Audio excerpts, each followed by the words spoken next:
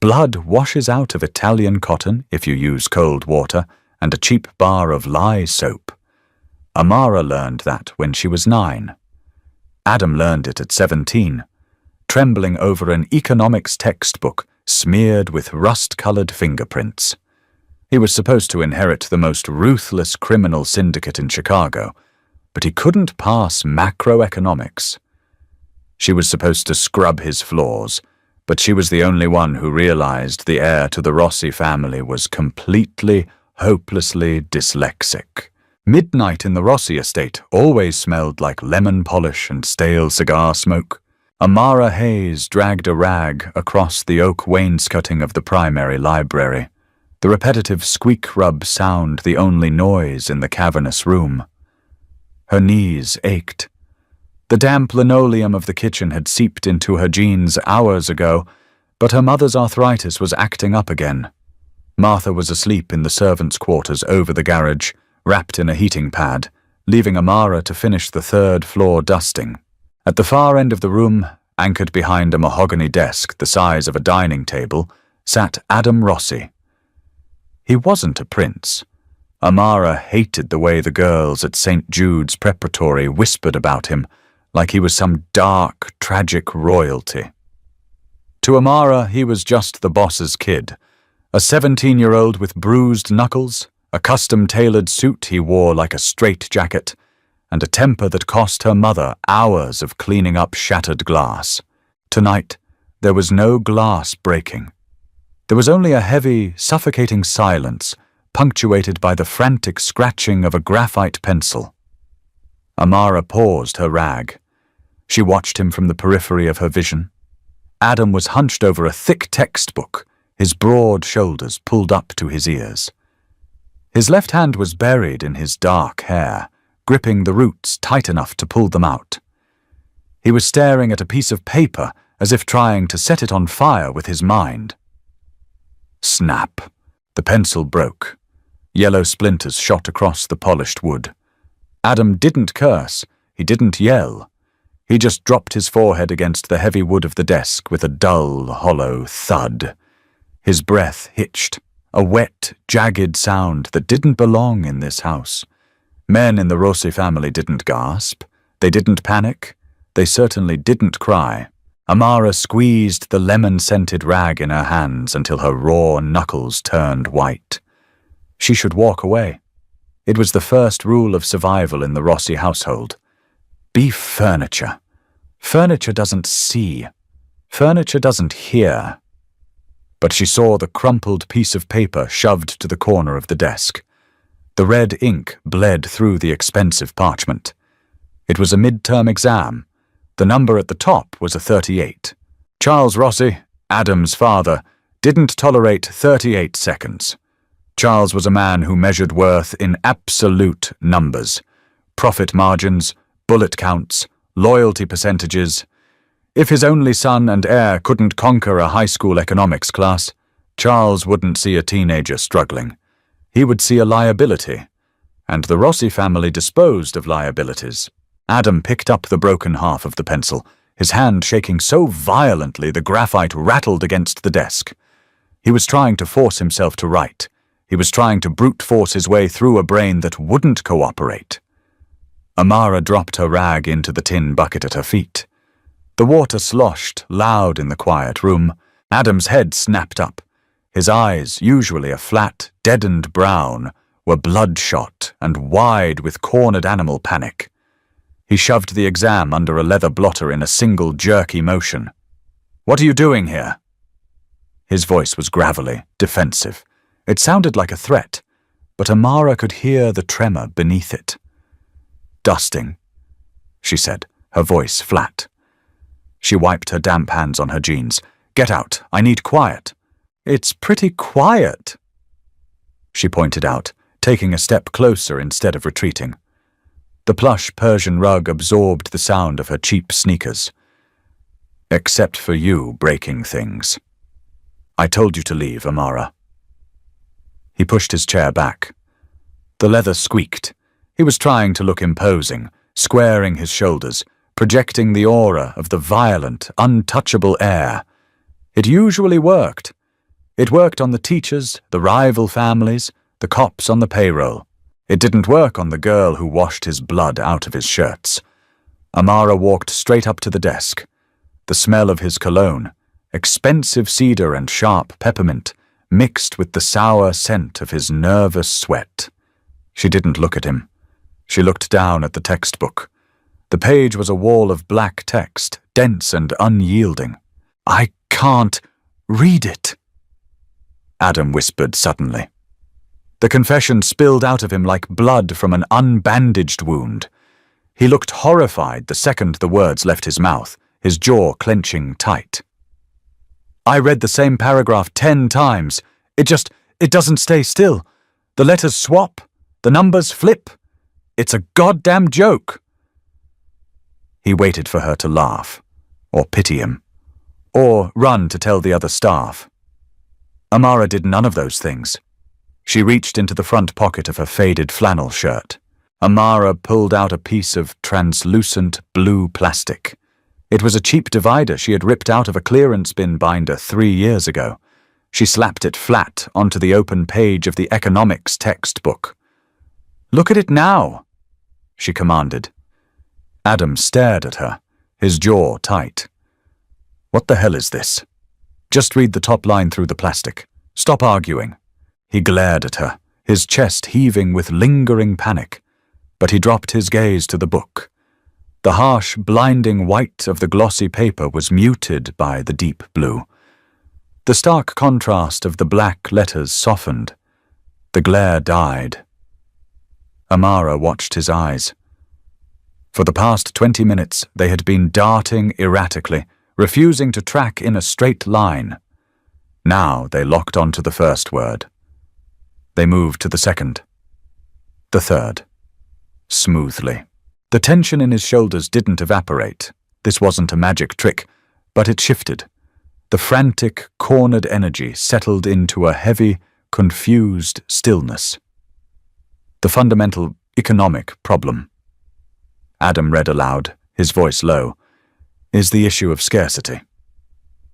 He stopped. He blinked, hard, and looked up at her. They aren't moving. The white space on the page creates glare.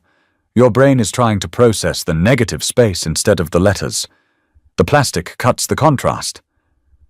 Amara said, her tone clinical. My little brother had it. Dyslexia. Scotopic sensitivity. Whatever you want to call it. He used to say the letters looked like bugs crawling on the page. I don't have a disease. Adam snapped, his defensive instincts flaring instantly. He shoved the blue plastic away. I'm just tired. Okay. Amara picked up the plastic and slipped it back into her pocket. She turned around and walked back to her bucket. She picked up her rag. Wait, Adam said. Amara didn't stop wringing out the rag. The lemon water splashed into the tin. Wait for what? You're tired? I'm dusting. We're doing our jobs. Give it back. No. She turned to face him, leaning her hip against the heavy oak paneling. Because if I give it to you, you'll hide it. You'll use it when no one's looking, but you won't know how to use it. You don't just need a piece of plastic, Adam. You don't know how to break down equations. You're memorizing shapes instead of understanding concepts. I saw your math homework in the trash last week. Adam stood up. He crossed the distance between them in 3 long strides. He was a foot taller than her, built like a middleweight boxer, all dense muscle and coiled aggression. He backed her against the wainscoting, his hand slamming into the wood on either side of her head. You went through my trash? His voice was a lethal whisper. Amara didn't flinch. She looked at the pulse beating frantically at the base of his throat. I empty your trash. It's my job, and you didn't shred it. If I tell your father, he'll think you're defective. Amara interrupted, her voice devoid of fear. She was tired, too tired to be intimidated by a boy whose laundry she folded. He'll pull you out of St. Jude's. He'll put your cousin Matteo in line for the seat. And then what happens to you, Adam? You become an enforcer, a grunt. You'll be dead in an alley by 21. Adam's breath washed over her face. He smelled like peppermint and despair. His dark eyes searched hers, looking for a bluff, looking for leverage. He found nothing but exhausted, cynical honesty. "Why do you care?" he asked, the threat in his posture deflating slightly. "I don't," she lied smoothly. "But if you fail out, your father will be in a foul mood. When he's in a foul mood, he fires staff. If my mother gets fired, she loses her health insurance. We lose the apartment over the garage. I'm not going homeless because you're too proud to admit you can't read a pie chart." It was a transactional truth, the only kind of truth the Mafia understood. Adam slowly lowered his arms. He stepped back, running a hand over his face, smearing a streak of graphite across his cheekbone. He looked suddenly incredibly young and entirely broken. "The midterm is next Thursday," he muttered, staring at the floor. "I need a 90 to pass the class for the semester. I have a 38. Amara walked back to the desk. She pulled the blue plastic from her pocket and dropped it on the open textbook. "Sit down," she said. "We start with the vocabulary, and we don't write, we build." The arrangement became a ritual of shadows and silence. Every night at 1 a.m., Amara would carry her cleaning caddy to the third-floor library. She would lock the heavy double doors. Adam would be waiting, surrounded by textbooks he viewed as bear traps. They didn't study like normal teenagers. Flashcards were useless. Highlighted notes were just brightly colored noise. Amara tore the curriculum down to its studs and rebuilt it in the physical world. She used a deck of heavy casino playing cards to teach him probability and statistics.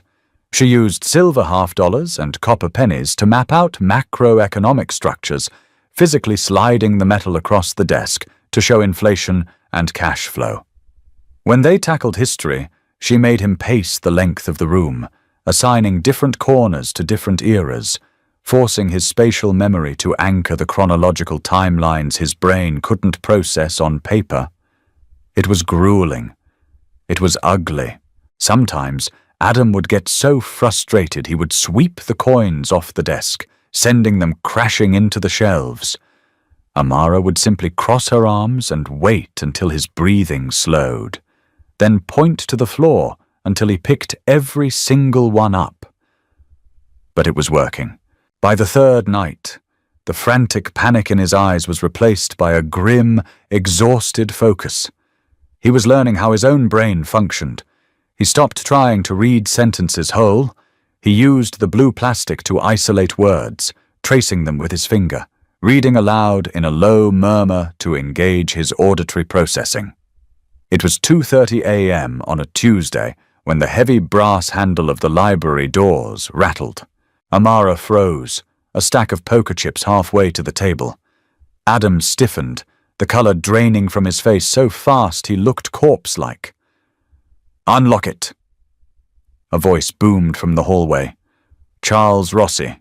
Amara moved purely on instinct. She swept the poker chips and the blue plastic overlay off the desk, dumping them into the soapy water of her cleaning bucket. She shoved the textbook under a stack of meaningless financial ledgers. In 2 seconds, she was on her hands and knees by the fireplace, scrubbing furiously at a non-existent soot stain on the marble hearth. Adam grabbed a pen, pulled a random ledger toward him, and arranged his face into a mask of bored concentration. A key turned in the lock. The double doors swung open, hitting the rubber stops with a heavy thud. Charles stepped into the room. He was a massive man, imposing even in a silk dressing gown. He carried the scent of wintergreen mints and gun oil, a chilling combination Amara had learned to associate with the days men went missing from the neighborhood. "Why is this door locked?" Charles demanded, his voice a low, rumbling earthquake. Draft from the hallway was blowing the papers pop. Adam said. His voice was steady. It was the voice of the air, cold, detached. Amara kept her head down, her brush moving in tight, rhythmic circles. Scrub, scrub, scrub. Don't look at the predator. Charles walked slowly toward the desk. His leather slippers made no sound. He stopped behind Adam, resting his heavy, calloused hands on his son's shoulders. Amara saw Adam's knuckles turn white where he gripped the pen, but he didn't flinch. "Working late," Charles observed, his eyes scanning the desk. He didn't look at Amara. She was a fixture, a mop with a heartbeat. Reviewing the quarterly distributions. Adam lied smoothly, tapping the ledger. "The numbers from the Southside docks look light." Charles hummed, a sound of vague approval. He squeezed Adam's shoulder. It wasn't an affectionate gesture. It was an assessment of muscle density. A check for weakness. "Good. The school called today," Charles said. The temperature in the room plummeted. Amara's brush caught on the grout. She forced herself to keep moving it. "Headmaster says you've been skipping the study halls," Charles continued, his fingers digging into Adam's trapezius muscle. "Says your economics grade is a concern." "The headmaster is a nervous old woman," Adam said, his tone dripping with practiced arrogance. "I'm handling it. The midterm is Thursday. I'll ace it." "You better," Charles whispered, leaning down so his mouth was near Adam's ear. "You know how I feel about failure, Adam. We don't employ stupid men, and we certainly don't let them run the family. Don't embarrass me." "I won't." Charles patted Adam's cheek, 2 sharp, stinging slaps. Then he turned and walked out. The doors clicked shut behind him. For 10 seconds, neither Amara nor Adam moved. Then, Adam dropped the pen. He leaned over the side of the desk, grabbed the brass wastebasket, and violently threw up. Amara didn't say a word. She stood, went to the small wet bar in the corner, and poured a glass of cold water. She brought it to him, setting it quietly on the desk next to the ruined wastebasket. Adam sat back, wiping his mouth with the back of his trembling hand. He looked at the water. Then he looked at her. The mask of the ruthless Mafia air was entirely gone, stripped away by pure, visceral terror. "He'll kill me," Adam rasped, his voice breaking. "If I fail, he won't literally kill me, but he'll exile me. He'll strip the name. I'll be nothing." Amara looked at the boy. Not the boss's son. Just a terrified kid trapped in a cage made of money and violence. She reached into her soapy bucket, her fingers fishing through the cold water until she found a red poker chip. She pulled it out, wiped it on her jeans, and set it on the desk with a sharp clack. "Then you don't fail," Amara said, her voice dropping the cynical edge, leaving only a fierce, stubborn gravity. "We have 48 hours until the midterm. We're going to map out the entire global supply chain using these chips, and you are going to memorize the physical weight of every single trade route. Drink your water. We aren't done." Adam stared at the red chip. Slowly, he reached out and touched it. His breathing leveled out. He picked up the glass of water, drank it in one long swallow, and nodded. "Okay," he said quietly. "Show me." Chalk dust and scorched radiator heat made the air in Mr. Harrison's classroom thick enough to choke on. Adam sat in the 3rd row, his knees pressed tight together to keep his leg from bouncing.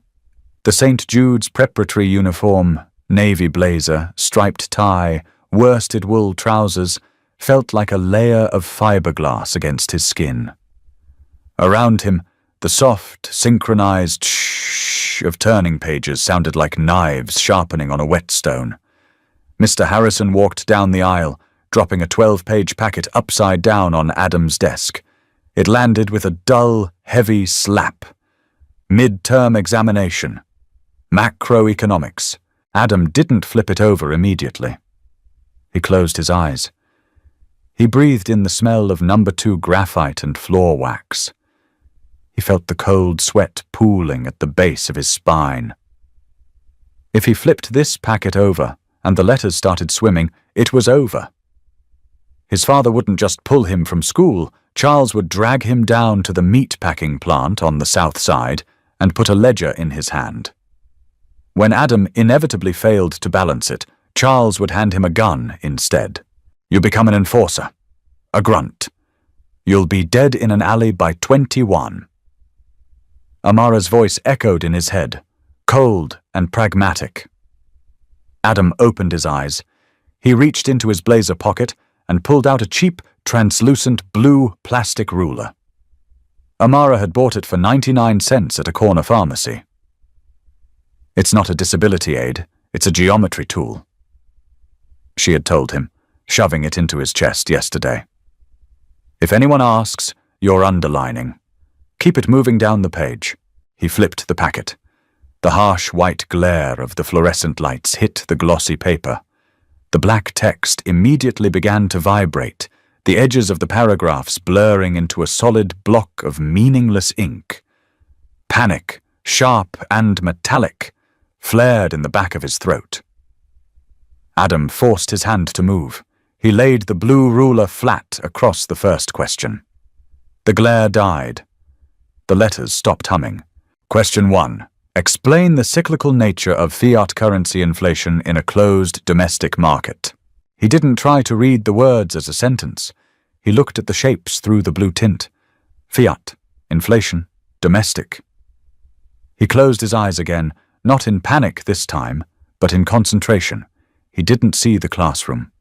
He saw the mahogany desk in his father's library. He saw the silver $half stacked on the left, the copper pennies pushed to the right. He remembered Amara sliding a stack of pennies across the oak grain, her voice dry and tired. More money in the system, the less the money is worth. It's a seesaw, Adam. Push one side down, the other goes up. Adam picked up his pencil. He began to write. It wasn't elegant. His handwriting was a jagged, aggressive scrawl, the letters pressed so hard into the paper they left physical grooves on the back of the page. He didn't use the academic jargon the textbook demanded. He used the language of the poker chips. He explained market saturation like he was explaining a rigged card game. He broke down supply curves by visualizing the shipping routes Charles controlled out of the Chicago ports. 45 minutes later, his hand was cramping so violently his fingers were locked into a claw. The blue ruler was smudged with his nervous sweat. But the blank lines were filled. Across the campus, in the humid, bleach-scented basement of the athletic center, Amara dragged a damp mop across the locker room tiles. She wasn't a student at St. Jude's. She wore a grey polyblend uniform, her hair tied back in a severe bunt that pulled at her scalp. The school outsourced its janitorial staff through a shell company Charles Rossi owned. It was a neat, tax-deductible way to keep the families of his lower-tier employees indebted to him. Amara leaned her weight against the mop handle, her shoulders screaming in protest. She stared at the industrial wall clock above the towel bins. 11:45 a.m. The midterm was over. She shouldn't care. It was a dangerous, stupid thing to care about the boss's son. Empathy in her world was a liability, just like failure was in his. But for the last week, she had sat in the quiet dark of the library and watched a boy tear himself apart trying to fit into a mold that was actively killing him. She had seen the raw, unpolished desperation beneath the custom tailoring. She had seen him bleeding out in red ink. Amara plunged the mop into the rolling yellow bucket, wringing it out with a violent twist of the lever. If he failed, Charles would erupt. The fallout would trickle down. It always did. The capos would get yelled at, the soldiers would get hit, the maids would get fired. It was simple trickle-down economics, the very thing Adam was being tested on. A heavy, sickening knot tightened in her stomach. She told herself it was just anxiety over her mother's job. She told herself the sudden, sharp image of Adam's terrified brown eyes meant absolutely nothing. Friday afternoon tasted like copper and impending doom. The Rossi estate was unnervingly quiet. Charles was out at a sit-down with the unions, leaving the sprawling mansion echoing and empty. Amara was in the basement laundry room, surrounded by the deafening hum of 3 industrial dryers. The air was thick with the suffocating scent of hot cotton and lavender fabric softener. She was folding a stack of thick white towels, her hands moving in practiced robotic motions, when the heavy fire door banged open. Amara jumped, dropping a towel onto the folding table. Adam stood in the doorway. He looked entirely unhinged. His tie was yanked down, his top button undone. His dark hair was a tangled mess, standing up at odd angles where he had been running his hands through it. He was breathing hard, his chest heaving under the wrinkled cotton of his dress shirt. He didn't say a word. He just closed the heavy metal door behind him, locking out the rest of the house. The click of the deadbolt sounded like a gunshot over the hum of the dryers. Amara's heart slammed against her ribs. She took a step back, her spine pressing against the vibrating metal of a washing machine. "Beef furniture!" Her instincts screamed. "Look away." But Adam wasn't looking at her like she was a maid. He crossed the concrete floor in 3 long strides, his heavy leather shoes silent against the noise of the room. He stopped bare inches from her, entirely invading her space. The heat radiating off him mixed with the humid air of the laundry room. He smelled like cedar, sweat, and sheer, unfiltered adrenaline. He thrust a crumpled piece of paper into the space between them. Amara looked down. Her eyes struggled to focus on the jagged handwriting. At the top of the page, circled heavily in red ink, was a number. Amara stopped breathing. She stared at the 9 and the 1. The red ink didn't look like blood today. It looked like a lifeline. "I passed." Adam's voice was a ragged whisper, completely stripped of its usual arrogant drawl. He sounded like a drowning man who had just touched solid ground. "I passed the class." Amara looked up from the paper. Her eyes met his.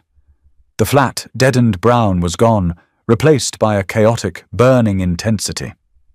He wasn't smiling. The relief was too heavy, too profound for a smile. "You didn't just pass," Amara said, her voice unsteady. She cleared her throat, trying to summon back her cynical armor. She pointed at the paper. "You got a 91. You missed an A by 2 points. I missed an A because I couldn't read the last question." Adam admitted, the words spilling out of him without hesitation. He wasn't guarding his weakness anymore, not with her. "The ruler slipped. The letters scrambled. I ran out of time. But I got the 91. He stepped closer. The toes of his shoes bumped against her cheap sneakers. "You did it," Amara said quietly. "You memorized the chips." "No," Adam said. His gaze dropped to her mouth for a fraction of a second before snapping back to her eyes. "We did it." Without thinking, Adam reached out. His hand, heavy and rough-calloused from years of boxing, closed over her shoulder. It wasn't a violent grip. It was a desperate, grounding anchor. His thumb brushed against the cheap collar of her grey uniform. Amara froze. Every muscle in her body locked tight. Servants did not touch the Rossi family. The Rossi family did not touch servants. If Charles walked in, if any of the capos saw them, the 91 wouldn't matter. Adam would be disciplined. Amara and her mother would be erased. She should pull away. She should step sideways, pick up the towel, and remind him of the chasm between them. Instead, she looked at the dark smudges of exhaustion under his eyes. She felt the slight tremor in his hand, the residual vibration of terror finally leaving his body. And for 5 seconds, standing in the suffocating heat of the basement, Amara didn't pull away. She let out a long, shaky breath, the tension draining out of her own shoulders, sagging slightly into his grip. It was a truce, a quiet, dangerous acknowledgement that they had survived the week. Well, Amara whispered, her voice barely carrying over the dryers. At least I don't have to pack my bags yet. A sound caught in Adam's throat, a startling, rusty noise that might have been a laugh. The corner of his mouth twitched upward. He looked down at her, the distance between them suddenly feeling entirely too small. His eyes darkened, the adrenaline shifting into something heavier, something pulling him closer. Clack! The distinct sound of a leather-soled shoe hitting the concrete stairwell echoed from the hallway outside. Adam let go of her, as if she had caught fire. He took 2 massive steps backward, his face instantly hardening into a mask of cold indifference. The chaotic human boy vanished, replaced by the lethal air. Amara whipped around, snatching the towel off the table and snapping it open with a sharp crack, burying her shaking hands in the white terry cloth. The fire door swung open. Matteo Rossi stood in the doorway. He was 19, built like a fire hydrant, with slicked back hair and eyes that constantly scanned rooms for weakness. He was Charles's nephew, and he wanted Adam's inheritance with a vicious, barely concealed hunger. Matteo leaned against the doorframe, a lit cigarette dangling from his lips, ignoring the strict no-smoking rule in the basement. His gaze flicked from Adam, who was adjusting his cuffs with bored precision, to Amara, who was aggressively folding a towel she had already folded. "Well, well," Matteo sneered, his voice a slick, oily baritone. "What's the young prince doing down in the dungeons? You lose your way from the West Wing, Adam?" "Looking for my dry cleaning," Adam said flatly. He shoved the crumpled test paper deep into his trouser pocket. "Idiot cleaners lost my black silk shirt." Matteo took a drag of his cigarette. He didn't look convinced. His eyes drifted to Amara, assessing, cataloguing. "She helping you find it?" Matteo asked, a nasty implication hanging on the words. "She's deaf and dumb as far as I'm concerned." Adam said. His voice was dripping with venomous disdain. It was perfect. It was exactly how a Rossi was supposed to talk about the help. "Useless. I'm going upstairs." Adam walked past his cousin, his shoulder purposefully clipping Matteo's as he exited the room. Matteo stayed in the doorway for a long moment.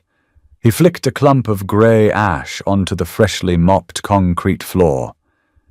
He looked at Amara, a slow, predatory smirk spreading across his face. "He's a volatile one, isn't he, sweetie?" Matteo murmured. "Better watch your step around him. Things break when Adam gets frustrated." Matteo turned and followed Adam up the stairs.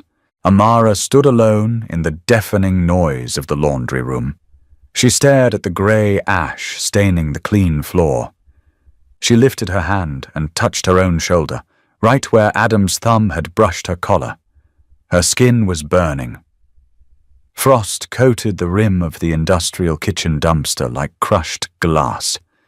It was Tuesday, 3 days after the midterm, and the Chicago wind was slicing through the alley with a bitter, damp bite. Amara heaved a black trash bag over the metal lip. It hit the bottom with a wet, heavy thud. She stepped back, burying her raw hands deep into the pockets of her oversized denim jacket, shivering as the stench of rotting coffee grounds and sour bleach hit the freezing air. "You should wear gloves." Amara spun around, her boots sliding on a patch of black ice. Adam stood in the shadows of the brick overhang. He was wearing a charcoal wool overcoat that probably cost more than her mother's annual salary, the collar turned up against the wind. A glowing cigarette ember hung between his fingers. He looked like he belonged on a movie poster, but his posture was all wrong. Stiff, hovering, strangely uncertain. "You scared the hell out of me," Amara snapped. Her heart was hammering against her ribs, a Pavlovian response to seeing a Rossi in the dark. Adam didn't apologize. Apologies weren't in his vocabulary. He took a drag of his cigarette, exhaled a thick cloud of white smoke into the freezing night, and stepped out of the shadows. "I've been waiting out here for 20 minutes, he said, his voice rough. "Why? Did you forget how doors work?" He ignored the sarcasm. He reached into his overcoat pocket and pulled out a thick white envelope. He held it out to her. The wind caught the edge of the paper, making it flutter. Amara looked at the envelope. She didn't move her hands from her pockets. "What is that?" "It's $5,000. Adam said. He said it casually, the same way someone else might say it's a cup of coffee. "In hundreds. Untraceable." Amara stared at the white rectangle. The ambient light from the kitchen windows painted a dull yellow streak across the snow between them. "Why are you giving me $5,000? She asked, her voice completely flat. Adam shifted his weight, looking suddenly irritated that she wasn't snatching it from his grip.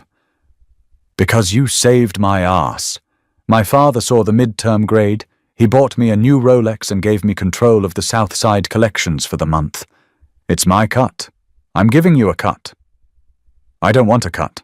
"Don't be stupid, Amara," Adam said, his tone sharpening into the arrogant air she usually dealt with. He stepped closer, shoving the envelope toward her chest. "Your boots have holes in them. Your mother is chewing ibuprofen like candy because she can't afford the physical therapy copay. Take the damn money." Amara finally pulled her hands out of her pockets. She didn't take the envelope. She pushed his hand away, her palm slapping against the cold wool of his sleeve. "Keep your hush money, Adam." Adam's jaw tightened. "It's not hush money. It's a thank you. In your world, there's no difference." Amara shot back, her voice rising over the wind. She stepped into his space, tilting her head up to glare at him. "You give envelopes of cash to the beat cops so they look the other way. You give cash to the union bosses so they shut up.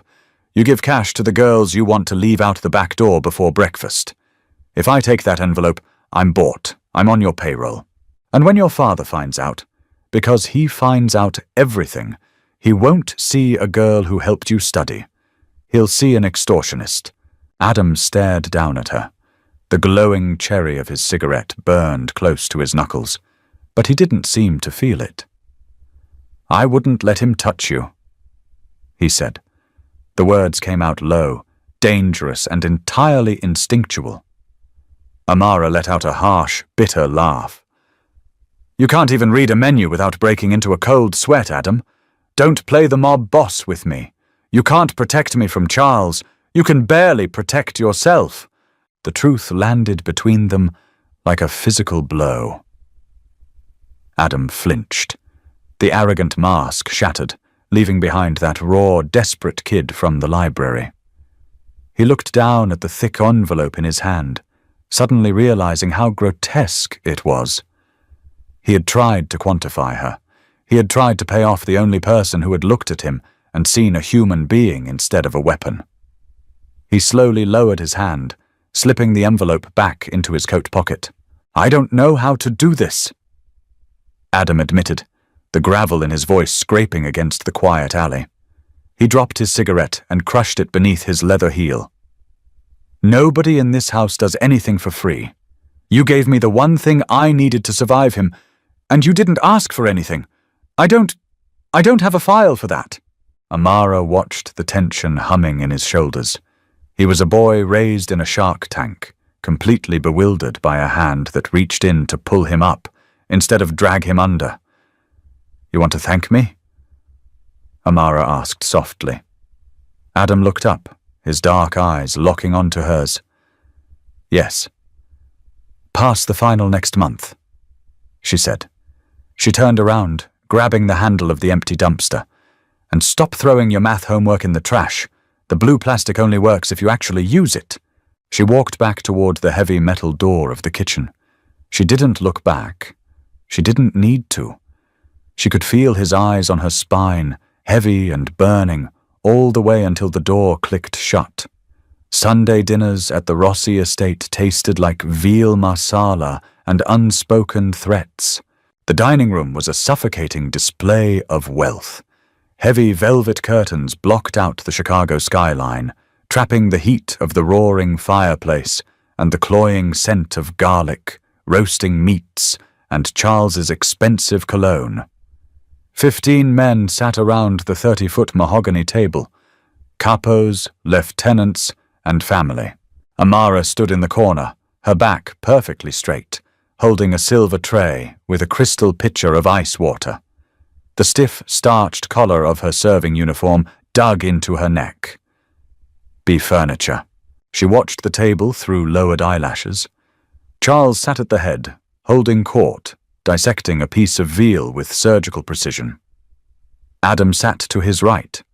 He was wearing a black suit, his face an impenetrable mask of boredom. He was doing exactly what he was trained to do, projecting dominance. Directly across from Adam sat Matteo. Matteo hadn't stopped looking at Adam all evening. Every time Adam took a sip of wine, every time he nodded at a capo's joke, Matteo's eyes were there, calculating, probing, searching for the crack he had sensed in the laundry room. "Pass the salt, Adam," Matteo said suddenly, cutting through a conversation about port tariffs. Adam picked up the silver shaker and slid it across the polished wood. Matteo caught it. He sprinkled it over his food, his eyes flicking up to the corner where Amara stood. A slow, greasy smile spread across his face. "Hey, sweetheart," Matteo called out, snapping his fingers. The sharp sound cracked like a whip over the low murmur of the table. "My glass is empty." Amara stiffened. She stepped forward, her cheap shoes silent on the Persian rug. She approached Matteo's right side, lifting a heavy bottle of Barolo red wine. "Just fill it to the brim," Matteo murmured, leaning back in his chair. Amara tipped the bottle. The dark red liquid poured smoothly into the crystal goblet. Just as the wine reached the halfway point, Matteo intentionally jerked his elbow backward. His arm slammed into Amara's wrist. The bottle tipped wildly. A splash of dark red wine sloshed over the rim of the glass, landing squarely on the pristine white cuff of Matteo's custom dress shirt, splattering across the fine linen tablecloth like fresh blood. The table went dead silent. 15 hardened criminals stopped chewing. Charles slowly set down his knife. The clink of silver against china echoed like a gunshot. "Look what you did, you stupid bitch!" Matteo hissed, his voice loud enough for the entire room to hear. He grabbed his ruined cuff, glaring up at Amara. Amara froze. The heavy bottle was suspended in her shaking hand. The panic clawed at her throat. This was the moment. This was how people disappeared. A spilled drink, a bruised ego, a quiet order given in the hallway. "I apologize, sir," Amara whispered, her voice trembling. She grabbed a white linen napkin from her apron and reached down to blot the spill. Matteo violently swatted her hand away. "Don't touch me with your dirty hands," he snarled. He leaned in closer, dropping his voice just enough so only she and the men immediately next to them could hear. "I know how much you like doing laundry in the dark, but you aren't touching my clothes." At the head of the table, Charles's eyes narrowed. He looked at Amara, assessing her the way he would assess a broken chair before throwing it in the fire. "Get out of here," Charles rumbled, his voice low and dangerous. "Send Martha to clean this up. You're done for the night." Amara took a step back, her chest tight with terror. She clutched the wine bottle to her chest. She didn't look at Adam. She knew better. If she looked at him, she would sign both of their death warrants. But across the table, Adam's mask was slipping. He was staring at Matteo, his jaw locked so tight the muscle fluttered erratically. His right hand was wrapped around his crystal water glass. He wasn't breathing. The air around him seemed to warp with a sudden suffocating violence. He knew exactly what Matteo was doing. Matteo was testing him. Matteo was waiting for the prince to leap up and defend the maid. If Adam spoke, he confirmed Matteo's suspicion. If he defended her, Charles would instantly see a weakness, a bizarre attachment to a servant that could be exploited. "Don't do it," Amara prayed silently, staring at the floor. "Just let me leave. Don't do anything." Matteo smirked at Adam across the spilled wine. "Hard to find good help these days, right, Adam? So clumsy." Adam's eyes were pitch black. He didn't speak. He didn't blink. He just stared at his cousin, channeling every ounce of his suppressed, feral rage into his right hand. Crack! The sound was sharp, brittle, and shocking. Everyone at the table jumped.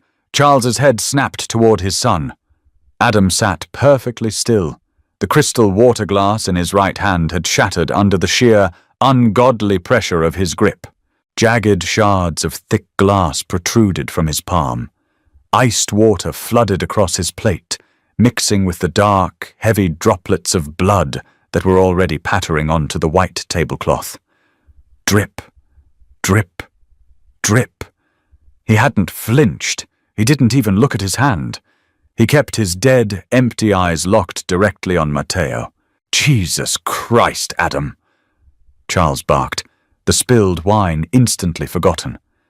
The sight of his heir bleeding snapped his paternal instincts, twisted as they were, into focus.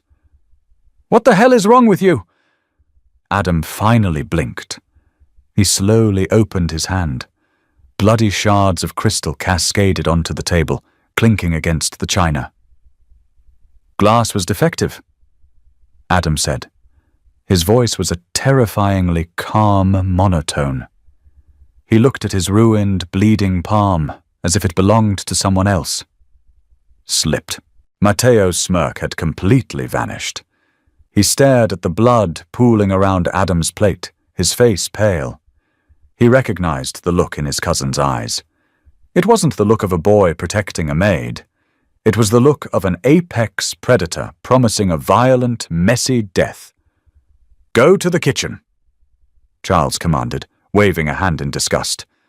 "Get it stitched. You're bleeding on the carpet." Adam stood up. He didn't look at Amara. He didn't acknowledge her existence. He simply turned and walked out of the dining room, cradling his bleeding hand against his chest, leaving a trail of crimson droplets on the hardwood floor. Amara backed out of the room through the swinging servant doors, her knees shaking so badly she almost collapsed against the stainless steel counter.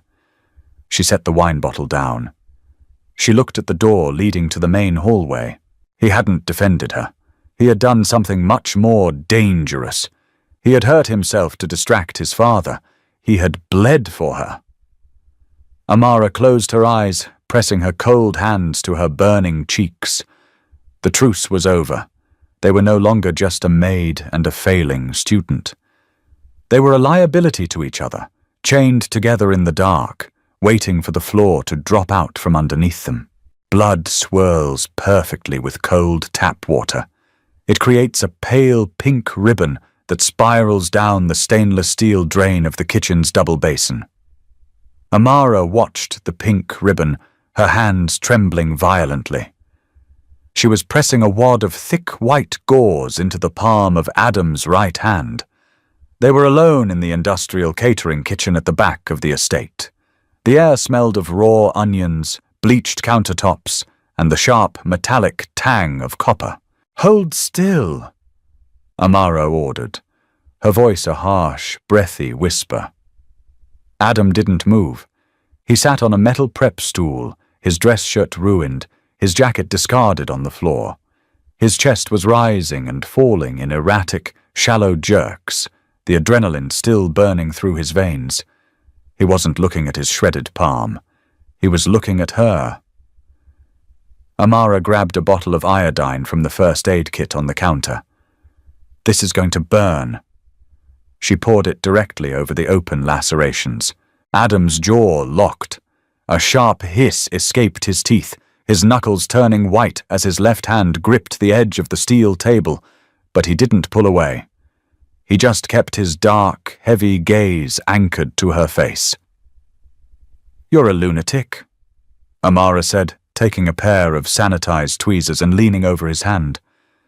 Her fingers were slick with his blood. "You could have severed a tendon. You could have lost the use of your fingers. I distracted him, Adam stated. His voice was completely devoid of its usual arrogant armor. It was flat and hollow. You terrified him. You terrified your father.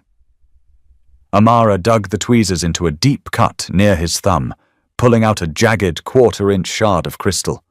It clinked against the steel counter. And you terrified me. I had to stop him. Adam shifted on the stool, closing the small distance between them. His knees bracketed her hips. If I let him humiliate you, he would have kept going. If I defended you with words, my father would have seen you as a piece on the board. You would have been leverage. You would have been dead. Amara stopped digging for glass. She looked up. His face was inches from hers. The mask of the untouchable Mafia prince was entirely gone, stripped away by pain and pure, desperate honesty. He looked like a cornered animal who had just chewed off its own leg to escape a trap. He was shivering, the shock of the injury finally settling into his muscles. You can't do things like this, Amara whispered, the cynical, pragmatic shell she wore every day finally cracking down the middle. You can't bleed for me, Adam. We don't live in a world where the boss's son bleeds for the maid. You're going to get us both killed. I'm already dead in this house. Adam raised his uninjured left hand. He didn't grab her arm or her shoulder. He gently, hesitantly cupped her jaw. His thumb brushed over her cheekbone. His skin was freezing cold. Every day I wake up in this place, I have to pretend I'm not drowning, Adam said, his voice cracking, entirely stripped of pride. I have to pretend I can read the ledgers. I have to pretend I don't feel sick when my father orders a hit. I have to pretend I'm a monster, or they'll eat me alive. You're the only thing in this entire God-forsaken estate that is real. Amara's breath hitched. She should step back. She should drop the tweezers, walk out of the kitchen, and pack her bags. She didn't. Adam leaned down. It wasn't a smooth, practiced movement.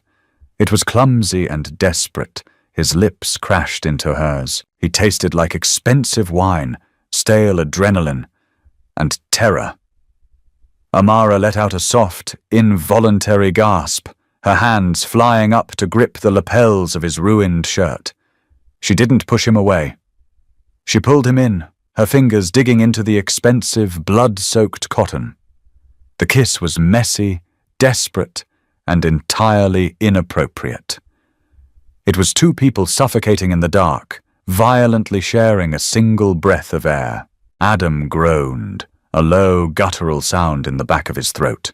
He wrapped his good arm tightly around her waist, pulling her flush against his chest, anchoring her against him, as if she were the only solid object in a spinning room. The cold metal of the prep table dug into Amara's spine, but she didn't care. She kissed him back with all the suppressed fear and exhaustion of the last month, her hands tangling in his dark, messy hair. For 30 seconds, there was no Mafia. There was no midterm. There was no Charles. Then, the heavy hum of the commercial refrigerator kicked on with a deafening clunk. Amara jerked back, gasping for air. Her lips were swollen, her heart hammering against her ribs like a trapped bird.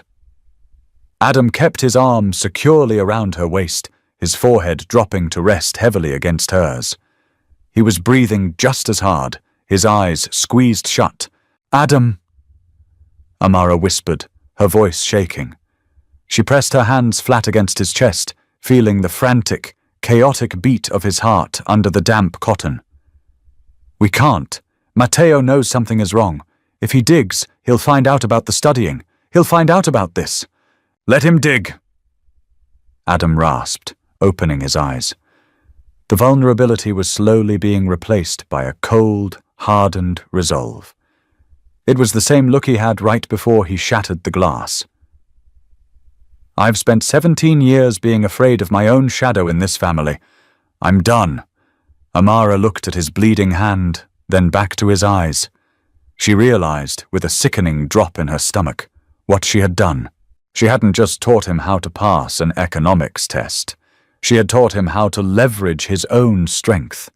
She had handed a loaded gun to a boy who had spent his entire life being the target.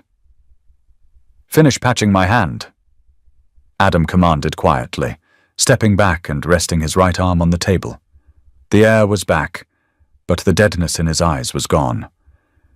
Now there was a fire burning behind them. "I have to go to my father's office." "Why?" Amara asked, grabbing a roll of medical tape, her hands shaking worse than before. Adam stared at the swinging doors of the kitchen. "Because we have a final exam to pass, and the subject is supply and demand." Charles Rossi's primary office smelled like old leather, cigar ash, and gunpowder. Amara stood near the heavy oak doors, flanked by two massive men in dark suits. They had pulled her from the laundry room 10 minutes ago. Her mother was upstairs, completely oblivious. Amara's grey uniform felt like a prison jumpsuit. Her throat was bone dry. At the center of the room, behind an immense desk, sat Charles. To Charles's right stood Matteo. He was practically vibrating with smug, vicious triumph. He held a lit cigarette, completely ignoring the ash that fell onto the Persian rug. And directly in front of the desk, standing perfectly straight despite the thick white bandages wrapping his right hand, was Adam. On the polished mahogany of Charles's desk lay the blue plastic ruler and a handful of red casino poker chips. Matteo had tossed Adam's bedroom. He had found the tools. He had done the math. "He's defective, Uncle Charles," Matteo said, his voice slick with poison. He pointed a finger at Adam. "He can't even read his own mail. He uses these little toys like a first grader. And worse, he's got the maid doing his homework for him. He's a liability. You put him in the chair, the other families will laugh us out of Chicago." Charles didn't look at Matteo. He stared at his son. His eyes were entirely unreadable, twin black holes absorbing all the light in the room. "Is this true?" Charles asked. His voice wasn't a yell. It was a low, rumbling, seismic event. Amara braced herself against the wall. This was it. The floor was opening up. Adam was going to be exiled, and she was going to be buried under the foundation of the house. Adam didn't flinch. He didn't look at Amara. He kept his eyes locked on his father. "I have a neurological processing delay," Adam said, his voice cool, level, and utterly devoid of shame. "Letters transpose on a white background. It slows down my reading comprehension." Matteo let out a sharp, barking laugh. "He admits it. The heir is a goddamn cripple." "Shut your mouth, Matteo," Charles snapped, silencing the room instantly. Charles leaned forward, resting his heavy forearms on the desk. He looked at the blue plastic. "You're telling me you can't read the family ledgers, Adam?" "I'm telling you I read them differently," Adam corrected, stepping up to the desk. He reached out with his left hand, picked up the blue ruler, and held it up to the light. "I don't skim, Pop, because I can't. I have to look at every single number. I have to physically break down the math, which is why I found the margin of error in the South Side shipping logs." Matteo's arrogant smile instantly vanished. He stiffened, the cigarette freezing halfway to his mouth. Amara's breath caught. She watched Adam's shoulders. The tension wasn't fear anymore. It was pure, coiled, predatory energy. "What margin of error?" Charles asked, his voice dropping an octave, instantly switching from father to mob boss. Adam reached into his inside jacket pocket with his left hand. He pulled out a folded piece of paper. Not a school exam. A Rossi family cargo ledger. He tossed it onto the desk. "Matteo has been skimming the tariffs off the import containers for 6 months. Adam stated, his voice ringing with cold authority. "He hides it by inflating the domestic fuel costs on page 4 of the weekly report. Nobody caught it because everybody skims the report. But I don't skim. I process it line by line. He's stolen $300,000 from you since August." The silence in the office was deafening. It felt like all the oxygen had been sucked out through the air vents. Matteo dropped his cigarette. It burned into the rug. "He's lying, Uncle Charles. He's a desperate idiot trying to cover his own ass." "Quiet," Charles commanded. Charles picked up the ledger. He didn't need the blue plastic. He read the numbers. He flipped the page. He traced a line with his thick, calloused finger. Amara watched Charles's face. She saw the exact moment the math clicked. The moment the boss realized he had been robbed by his own blood. Charles slowly placed the paper down. He looked at Matteo. "You brought me plastic toys," Charles said softly, terrifyingly, "to distract me from stolen money." "Pup," Matteo stammered, backing away toward the door. "He fabricated it. He had the maid do the math. She's the one—" "The maid," Adam interrupted, his voice finally rising, drowning out his cousin, "taught me how to compensate for a biological flaw. She taught me how to weaponize my own focus. What she did built my value. What you did stole from this family." Adam stepped forward, planting his hands on the desk, leaning directly into his father's space. He wasn't the failing student anymore. He was the heir taking the crown. "You want a ruthless successor, Pop?" Adam demanded, his eyes burning into Charles's.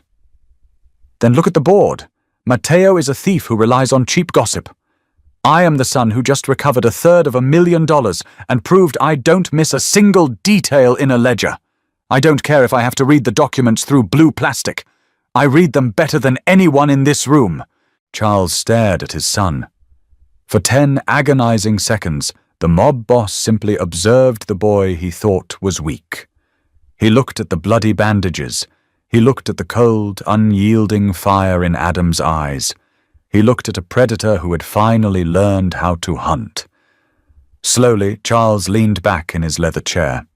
A grim, terrifying shadow of a smile touched the corners of his mouth.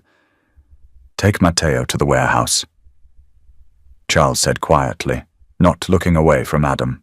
The 2 guards standing next to Amara moved instantly. They grabbed Matteo by the arms. "Uncle Charles, wait! Wait!" Matteo screamed, thrashing wildly as they dragged him backward. His heels scraped against the hardwood. "Adam's a freak! You can't trust him! He's—" The heavy oak doors slammed shut, cutting off the screams. The room fell deadly silent again. Charles picked up the blue plastic ruler. He studied it for a moment, then tossed it back across the desk toward Adam. "Next time you find a rat in my house," Charles said, his voice returning to its casual, rumbling cadence, "you don't wait for him to bring me your school supplies. You handle it yourself. Understood?" "Understood," Adam said flatly. "Get out." Adam picked up the blue plastic. He turned around. He walked past the empty space where Matteo had stood, and he walked straight toward Amara. He didn't grab her. He didn't say a word. He just stopped in front of her, the massive oak doors behind him. He looked down at her, his chest heaving, the adrenaline slowly ebbing away, leaving behind the exhausted, battered boy she knew in the dark. "Come on," Adam said softly. His voice meant only for her. Amara pushed off the wall. Her legs felt like lead, but she followed him. They walked out of the office together, leaving the heavy scent of cigars and blood behind them. They didn't run away. They didn't pack bags and escape into the night like a fairy tale. That wasn't their world. Later that night, in the quiet, lemon-scented sanctuary of the third-floor library, Amara sat behind the massive mahogany desk. She slid a stack of red poker chips across the wood. Adam sat across from her. He looked at the chips through the blue plastic overlay. His bandaged hand rested on the textbook. They were trapped in a violent, unforgiving empire. But as Adam looked up from the page, his dark eyes meeting hers with a quiet, unshakable certainty, Amara realized something fundamental. He wasn't failing anymore. And neither was she. They were just writing their own rules, one red chip at a time. Did you hold your breath when Adam shattered the glass? That's the real cost of survival in the Rossi family. Adam and Amara didn't run. They flipped the game and took the power. If you loved this dark, high-stakes mafia romance, smash that like button and subscribe to the channel right now. Don't forget to turn on notifications so you never miss a gritty story. Share this video with your friends who love enemies to lovers, tension, and brilliant twists. Drop a comment below. What was your favorite moment of Adam protecting Amara? Let us know.